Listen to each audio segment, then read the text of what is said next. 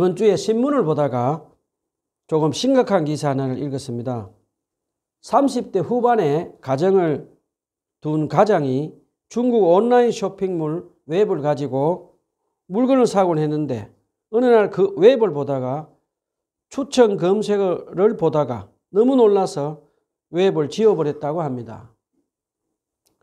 왜냐하면 그 검색 웹에는 흥분 유도제, 섹시돌 같은 음란물들이 계속 올라와서 자기 자식들이 혹시나 자기 휴대폰을 보다가 그 중국 웹을 볼까봐 두려웠다고 합니다. 그 중국 웹은 성인 인증서도 없이 음란물을 볼 수가 있었기 때문이었다고 합니다. 저는 그 글을 읽으면서 공감이 많이 되었습니다. 저도 중3, 고3, 22살 3명의 자식들을 키우고 있는데 우리 자식들에게 손에 손마다 쥐어져 있는 스마트폰으로 이런 무지막지한 음란물 웹에 손대지 말고 살으라고 가르치며 주의를 주며 늘 그리스도의 사랑으로 신앙교육을 시키며 기도하며 살아가고 있습니다.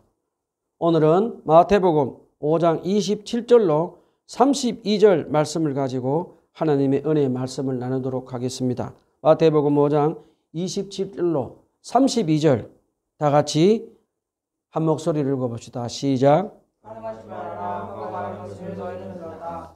그러나 나는 너희에게 말한다. 여자를 보고 음욕을 품는 사람은 이미 마음으로 그 여자를 공하였다. 내 오른손이 너로 하여금 죄를 짓게 하거든 뺏어 내버려라. 신체의 한 부분이 있는 것이 온몸의 지옥에 던져지는 것보다 더 낫다. 또 내 오른손이 너로 하여금 죄를 짓게 하거든 찍어서 내버려라. 신체의 한 부분이 있는 것이 온몸의 지옥에 던져지는 것보다 더 낫다. 누구든지 아내를 버리는 사람은 그에게 이혼 중죄를 써주어라 하고 말하였다. 그러나 나는 너에게 말한다. 음행한 경우를 제외하고 아내를 버리는 사람은 그 여자를 간음하는 것이요 또 버림받은 여자와 결혼하는 사람은 누구든지 간음하는 것이다. 요즘 현대인들에게 죄에 대해서 설교를 하면 사람들이 별로 듣기를 좋아하지 않습니다. 물론 성경에 보면 어느 시대에나 마찬가지지만 죄에 대해서 설교를 하면 많은 사람들이 죄가 뭐그리 중요한가라고 생각하기도 하고 세상에 죄 안 짓고 사는 사람 어디 있나라고 생각을 하기도 합니다. 그리고 요즘은 어지간한 죄에 대해서 설교를 들어도 별로 심각성을 가지지 않습니다. 왜냐하면 하도 요즘 세상에서 끔찍하게 일어나는 죄들이 너무 많아서 죄의 심각성을 모르고 둔감하게 살고 있기 때문입니다. 이 시간 성령님께서 여러분의 마음을 활짝 열어주셔서 우리 구주 예수님이 간음의 죄에 대해서 얼마나 심각하게 가르치시는지를 귀 기울여 들어주시기를 간절히 부탁을 드립니다. 자, 오늘은 본문에서 예수님은 제7계명에 대해서 가르치십니다. 우리 한번 알아봅시다. 먼저 본문 27절, 28절을 제가 다시 한번 읽어보겠습니다. 간음하지 말아라 하고 이런 것을 너희가 들었다. 그러나 나는 너희에게 말한다. 여자를 보고 음욕을 품는 사람은 누구나 이미 마음으로 그 여자와 간음한 것이다 라고 말씀하십니다. 예수님이 간음하지 말라는 말씀은 출애굽기 20장 14절에 기록된 10계명 중에 제7계명을 가르치시고 계십니다. 예수님은 제6계명과 마찬가지로 제7계명도 외적인 행동뿐만 아니라 내적으로 인간의 욕망까지 간음하는 것으로 포함시키며 제7계명을 더욱 강화시키는 것을 우리에게 가르쳐 주십니다. 예수님은 본문 28절에서 나는 너희에게 말한다. 여자를 보고 음욕을 품는 사람은 누구나 이미 마음으로 그 여자와 간음한 것이다 라는 말씀을 우리 한번 알아봅시다.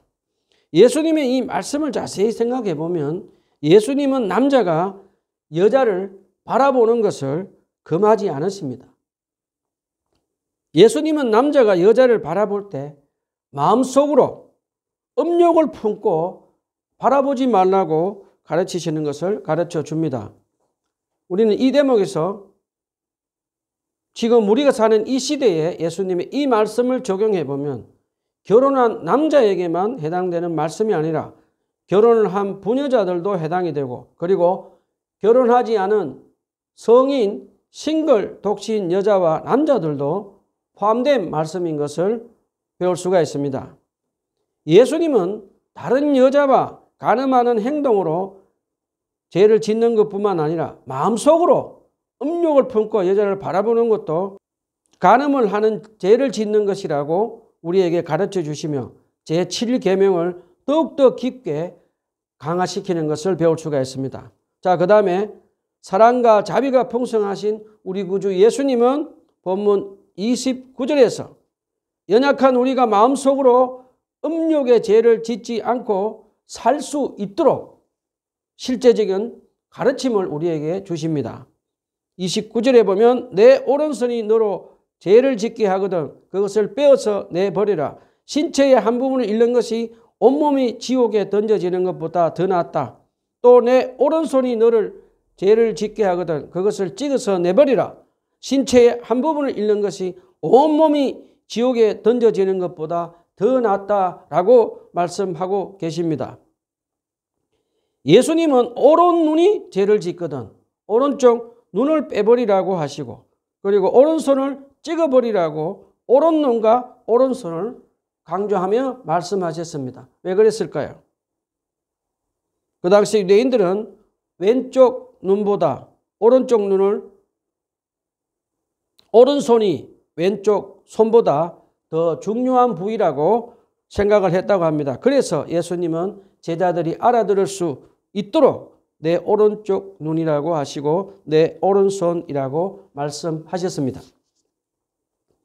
안타깝게도 예수님의 이 가르침을 문자 그대로 받아들여서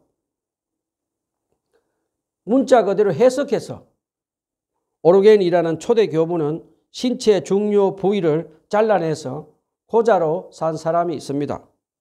여러분, 고자가 되었다고 마음속으로 음란한 생각이 나지 않을까요? 그렇지 않습니다. 오르겐의 이 문자적인 잘못된 해석으로 신체를 거세하는 야만적인 행위를 주후 325년에 니케아 종교회의에서 금지를 시켰다고 합니다. 우리는 이 대목에서 우리 구주 예수님은 문자적으로만 해석하지 말고 먼저 우리가 마음에 음욕의 죄를 짓지 않고 살려면 먼저 사물을 바라보는 육체의 눈을 조심해서 바라보라고 하십니다. 왜냐하면 눈을 통해서 음란한 생각과 상상력을 가지고 마음속으로 죄를 짓게 하는 것이므로 항상 사물을 바라보는 육체의 눈을 조심하라고 가르쳐 주십니다. 구약 성경에도 보면 특별히 눈은 성적인 죄를 짓게 하는 통로라고 가르쳐 줍니다. 민수기, 전도서, 에스겔서에 많이 기록이 되어 있습니다. 특별히 다윗 왕의 경우에 보면 어느 날 다윗 왕이 늦잠을 자고 일어나서 예루살렘 왕궁에서 산책을 하다가 바세바가 발가벗고 붉은 대낮에 모욕하는 것을 보았습니다. 그때 다윗 왕은 벌거벗은 바세바의 몸을 바라보고 또 바라보고 바라보다가 탐욕을 이기지 못하고 간음의 죄를 짓고 말았습니다.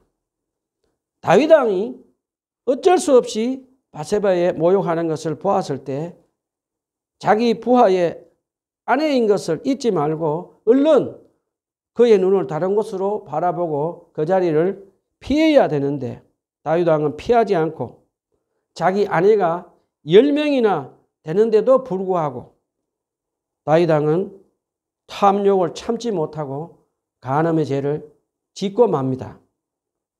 우리는 다윗 왕의 경우를 통해서 사물을 바라보는 육체의 눈을 조심해서 바라보며 사용해야 되며 그 책임도 피할 수가 없는 것을 꼭 기억해야겠습니다. 구약 성경 또 창세기에도 보면 보디발의 아내의 경우에도 눈을 조심하지 않고 음탕한 눈으로 미남인 요셉을 바라보다가 음란하게 간음하는 상상을 합니다. 그리고 음란한 그녀는 마침내 보디발 장군이 남편이 있음에도 불구하고 결국 요셉을 간음하려고 하다가 경건한 요셉이 도망을 가며 실패를 하는 것을 봅니다. 저와 여러분은 우리 마음 안에 있는 음란의 죄를 짓게 하는 통로가 되는 우리 육체의 눈을 조심해서 사용해야 되는 것을 잊지 말고 기억합시다. 그리고 우리가 육체의 눈을 가지고 무엇을 계속해서 바라보느냐에 따라서 성적인 죄를 범하게 되는 것을 잊지 말고 기억합시다. 아주 오래전에 예인이라는 텔레비전 드라마가 있었습니다. 유부남, 유부녀가 아주 아름답게 불륜을 하는 장면을 묘사해서 인기를 끈 적이 있습니다. 그 드라마의 영향을 받은 일부 부인들이 남편이 출근을 하고 나서 다른 남자 애인들과 만나서 불륜의 죄를 지으며 사는 것이 보았습니다. 한동안 그 드라마로 인해서 일부 부인들이 남편 아닌 다른 남자를 애인으로 삼아서 사는 간음의 죄를 짓고 사는 것을 보면서 우리가 눈으로 무엇을 바라보느냐에 따라서 결국은 그 눈을 통해서 간음하는 죄를 짓게 된다는 것을 가르쳐 주었습니다. 지금 우리 이 시대에는 지난 세대보다 훨씬 더 성적으로 음란한 포르노와 음란물을 스마트폰 그리고 넷플릭스 영화를 통해서 동성애, 혼전, 동거, 간음 같은 죄들을 아름답게 미화를 해서 우리를 성적인 죄를 짓도록 유혹하고 있습니다. 미국에 있는 한 크리스찬 잡지사에서 미국 목사들과 그리스도인 남자들과 비그리스도인들에게 포르노를 얼마나 보느냐라고 질문을 했는데 충격적인 조사 내용이 나왔습니다. 왜냐하면 미국에 있는 그리스도인들과 목사를 포함한 사람들이 비그리스도인들과 다르지 않게 포르노를 보고 있다고 합니다. 한국 교회는 어떨까요? 한국 교회도 미국 교회와 별반 다르지 않는 것을 우리는 알고 있습니다. 일부 한국 교회 목회자들은 간음을 하다가 세상 법정에 재판받고 감옥에 사는 사람들도 있고 성적으로 타락한 목사들이 신도들에게 뼈아픈 상처를 주며 주님이 맡기신 양들을 겁탈하는 악한 사탄의 자식들이 있는 안타까운 모습을 봅니다. 악한 양들을 겁탈한 악한 사단의 자식들은 하나님의 정의로운 심판에 맡기도록 합시다. 자, 구약에 보면 오늘 본문 예수님의 가르침을 깨닫고 산 사람이 한 사람 있습니다. 바로 의로운 욥입니다. 욥은 욥기서 31장 1절에서 젊은 여인을 음탕한 눈으로 바라보지 않겠다고 나 스스로 엄격하게 다짐하였다라고 합니다. 그 다음에 욥기서 31장 7절로 9절에 보면 욥은 자기 마음에 대해서 말을 합니다. 만일 내 마음이 내 눈을 따랐거나 내 마음이 여인에게 유혹되었다면 욥은 하나님의 심판을 받는 것이 마땅하다고 고백을 합니다. 하나님께서 왜 욥을 의로운 사람이라고 했는지 우리는 짐작을 할 수 있습니다. 욥은 먼저 육체의 눈으로 음탕하게 처녀를 바라보지 않도록 결단을 하고 마음을 깨끗하게 하며 그 마음에 간음하는 죄를 짓지 않도록 철저하게 경계하며 하나님의 심판을 받지 않고 살도록 단호하게 음란의 죄와 영적 전투를 하며 산 것을 가르쳐 줍니다. 저와 여러분은 욥처럼 음탕하게 처녀를 바라보지 말도록 결단을 합시다. 그 다음에 깨끗한 마음으로 간음한 죄를 짓지 않도록 성령님의 도우심으로 기도하며 음란의 죄를 물리치며 살아가야 되겠습니다. 여러분, 우리가 마음속으로 밖으로 간음의 죄를 짓고 그 죄를 뉘우치지 않고 계속해서 음란의 죄를 지으면 어떻게 될까요? 예수님은 단호하게 그 영혼은 멸망하고 반드시 영원한 지옥불에 던져지는 심판을 받는다고 예수님은 말씀하셨습니다.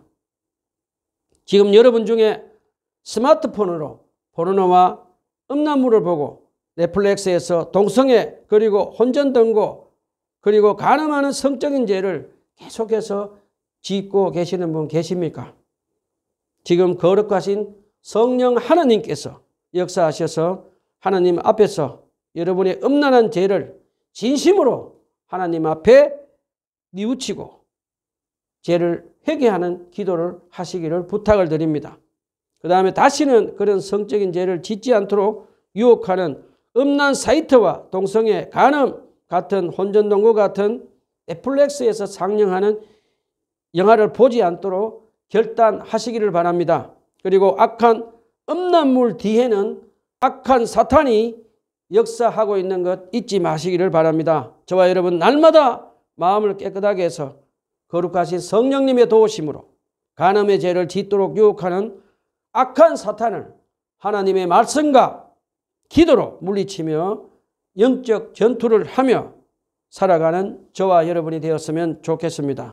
자, 이제 그 다음에 예수님은 잘못된 이혼 가르침에 대해서 가르치십니다. 예수님 본문 5장 31절로 32절에서 아내가 음행을 하지 않으면 이혼하면 안 된다고 가르치십니다. 예수님은 신명기 24장 14절을 인용하셨습니다.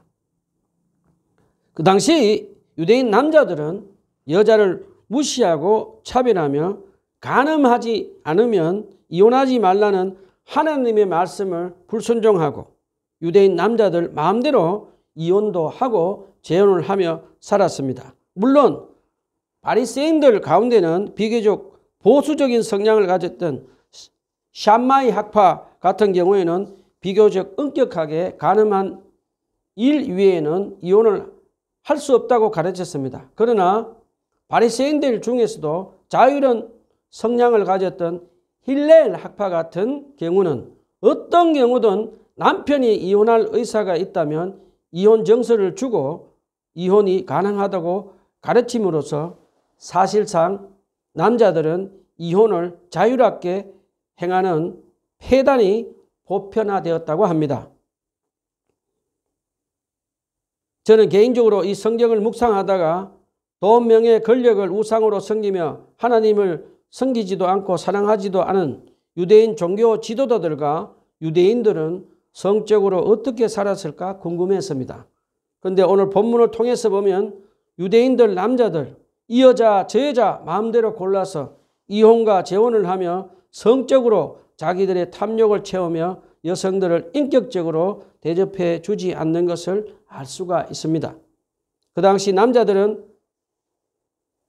아내가 음식을 제대로 못하든지 해도 또 그리고 자기 아내가 다른 여자보다 못생겼고 다른 여자가 예쁘면 못생긴 자기 아내를 이혼 정서를 써주고 내어쫓고 예쁜 아내를 데려와서 재혼을 하며 살았다고 합니다.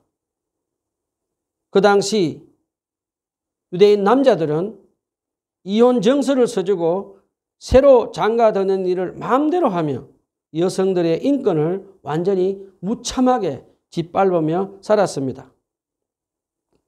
그 당시 유대인들 여성들은 남자들로부터 강제로 이혼을 당해서 살게 되면 당장 경제력이 없어서 이런 일 저런 일 하다가 결국에는 몸을 파는 창녀로 살아가는 비참한 일을 당하며 살았다고 합니다.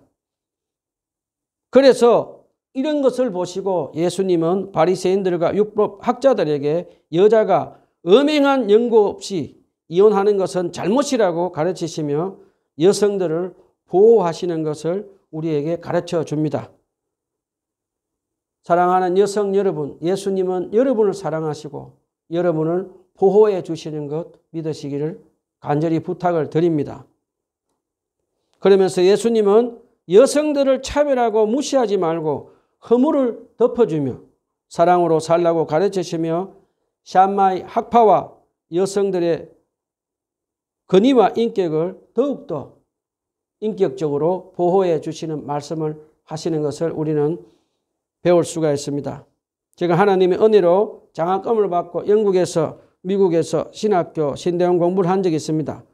그때 저는 24년 전에 영국에 가서 영국 사람들이 얼마나 많이 이혼을 하고 재혼을 하고 사는 것을 보고 충격을 받은 적이 있었습니다.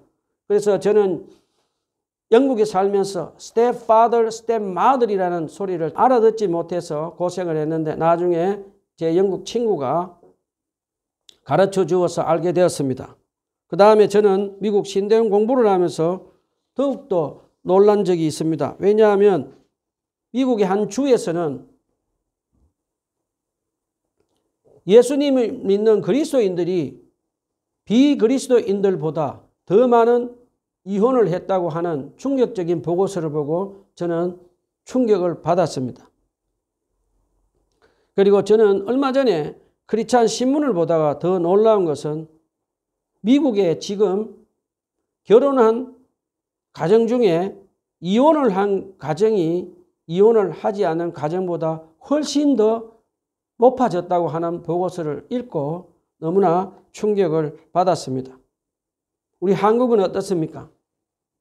한국의 이혼율은 우리가 잘 아는 대로 아시아에서 1등을 차지한 부끄러운 일을 하고 있습니다.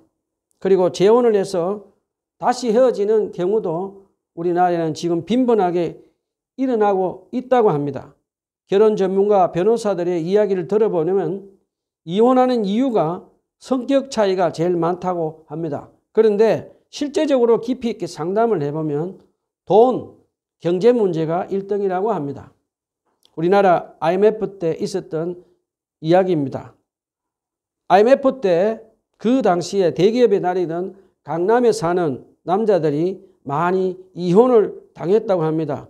그 이유는 해마다 계절마다 명품 옷을 사입던 아내분들이 옷을 철따라 제대로 못 사입게 되고 주말마다 고급 레스토랑에서 외식을 하다가 남편이 명태를 당하게 되면서 옷도 제대로 못 사입고 외식도 제대로 못하면서 명태당한 남편의 세끼 식사, 삼식이를 감당하는 것이 힘이 들어서 이혼을 했다고 합니다.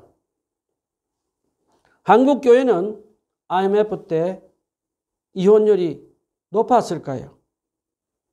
안타깝게도 한국 교회도 IMF 때 많은 사람들이 경제적으로 어려워지자 많은 부부들이 이혼을 했습니다. 우리는 많은 부부들이 이혼하지 않아도 인내하면서 극복할 수 있는데도 불구하고 이혼을 한다는 것을 우리는 알 수가 있습니다. 그 이면에는 서로 이기적으로 책임지기 싫어서 더 깊이 조사를 해보면 돈 때문에 이혼을 하는 경우가 많다고 합니다. 많은 부부들이 경제적으로 어려워지면 돈 때문에 힘들고 가난하며 고생하며 사는 것이 싫어서 이혼을 한다고 합니다. 그 다음에 미국의 경우에도 보면 배우자와 결혼을 해서 만성질병이 생기면 사람들 앞에 자존심도 상하고 경제적으로 가난하게 사는 것이 싫어서 만성질병을 앓는 부부 중에 75% 이상이 이혼을 한다고 합니다. 우리나라는 만성질환을 앓고 있는 부부 중에 얼마나 많은 사람들이 이혼을 할까요? 제 생각에는 미국과 별반 다르지 않을 것이라고 생각이 듭니다. 한국에는 지금 안타깝게도 이 밖에도 여러 가지 이유로 이혼을 하고 있고 항원 이혼도 점점 더 늘어나고 있습니다. 그런데 우리가 이혼을 한 후에 이혼한 사람들이 어떻게 살아가고 있는지 미국 조사기관에서 조사를 했다고 합니다. 미국의 한 조사기관에서 조사한 바에 따르면 자살한 사람 중에 25%는 이혼한 사람이었다고 합니다. 그 조사기관에 따르면 이혼한 커플들 중에는 많은 사람들이 우울증과 정신적인 고통을 받고 살아가고 있다고 합니다. 한 조사기관에 따르면 이혼한 커플 중에 10명 중에 8명은 후회한다고 합니다. 그 다음에 이혼한 부모 밑에서 자라는 아이들, 범죄율이 일반 가정에서 자란 아이들보다 범죄율이 2배나 높다고 합니다. 제 주위에 있는 이혼한 부모 밑에 자란 사람이 어른이 되어서 이혼을 하는 대물림 이혼을 하는 것을 보면서 얼마나 안타까운지 모르겠습니다. 여러분, 이혼 전문 변호사들이 이혼하러 온 사람들에게 하는 말이 있다고 합니다. 이혼은 인생에서 최후의 결정을 해야 한다라고 하며 이혼을 하지 말 것을 권면한다고 합니다. 참으로 옳은 말입니다. 우리가 결혼을 해서 살다 보면 반드시 결혼의 위기가 찾아오는 것을 우리는 살다 보면 경험합니다. 때로는 회사가 부도가 나서 자영업을 하다가 부도가 나서 경제적으로 어려워지기도 하고 만성 질병이 찾아오기도 하고 자식들 교육 문제 때문에 부부간에 갈등이 생기고 결혼의 위기가 찾아오기도 합니다. 지금 여러분 중에 경제적으로 어려워서 결혼 위기를 맞고 계시는 분 계십니까? 지금 여러분 중에 배우자의 긴 질병 때문에 결혼의 위기를 맞고 계시는 분 계십니까? 아니면 아이들 교육 문제 때문에 성격 차이로 결혼의 위기를 맞이하고 계신 분 계십니까? 제 간증을 한번 해보겠습니다. 저는 24년 전에 2000년도 밀리니엄에 제 아내와 결혼을 해서 행복하게 살다가 13년 전에 제 아내의 조울증이 심해져서 결혼의 위기가 찾아왔습니다. 교회에서 사역하다가 제 아내의 조증이 재발되고 또 재발이 되어서 사역을 내려놓고 제 아이들과 함께 제 아내의 질병을 치유와 회복하는 일에 전념을 하며 세상에 나가서 입주 청소도 하기도 하고 페인트 칠을 하기도 하고 여러 가지 일을 하며 가정교회를 하며 지냈습니다. 그러다가 어린 아이들 3명을 데리고 살면서 제 아내 조증이 재발되고 또 재발되어서 재정적으로 어려워져서 곰팡이가 가득 찬 지하 월세방에서 3년을 지내기도 했습니다. 저는 결혼의 위기가 찾아왔을 때 저는 매일 성경 말씀을 묵상하고 기도로 주님과 친밀한 교제를 하며 성령 충만함을 받아서 그리스도의 사랑으로 제 아내를 사랑하고 제 아내의 있는 모습 그대로 받아들이며 허물을 덮어주며 살았습니다. 그리고 저는 제 3명의 자식들에게 성경 공부를 하며 혼전 순결과 동성애와 낙태를 하면 안 된다고 가르치며 사는 신앙 훈련을 시키며 살았습니다. 하나님의 은혜로 제 아내는 성령님의 도우심으로 자기 병과 싸우며 관리를 하며 살고 있고 저와 우리 가족은 하나님 나라의 복음을 전하며 작은 교회를 개척해서 섬기고 있습니다. 사랑하는 형제 자매 여러분, 경제적으로 가난하다고 부부가 갈라서지 않도록 합시다. 남편과 아내의 긴 질병 때문에 힘들다고 가난이 싫어서 갈라서지 맙시다. 부부가 성격이 맞지 않다고 서로 갈라서는 이혼을 하지 맙시다. 세상에 똑같은 성격을 가진 부부는 아무도 없습니다. 예수님은 우리 모든 그리스도인 가정을 축복하시며 그리스도의 사랑으로 아내를 사랑하며 아내는 남편을 존중하며 행복하게 살기를 원하시는 것을 꼭 기억합시다.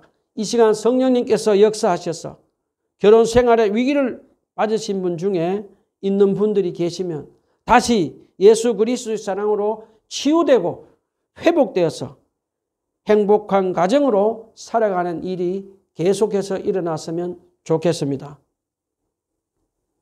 말씀을 정리합시다. 저와 여러분은 매일 성경과 기도로 주님과 친밀한 교제를 해서 성령 충만을 받아서 음욕의 눈으로 바라보는 간음의 죄를 짓지 말고 예수 그리스도의 사랑으로 아내를 사랑하며 아내의 허물을 덮어주며 살도록 합시다. 그리고 아내들도 남편을 존중하며 살며 하나님 나라의 복음을 전하며 살아갑시다. 그리고 저와 여러분은 우리 믿음의 자녀들에게 혼전 동거를 하지 말고 혼전 순결을 지킬 것을 가르치며 동성애와 낙태 반대를 가르치며 예수님의 거룩한 신부로 살아가도록 가르치며 살아갑시다. 기도합시다.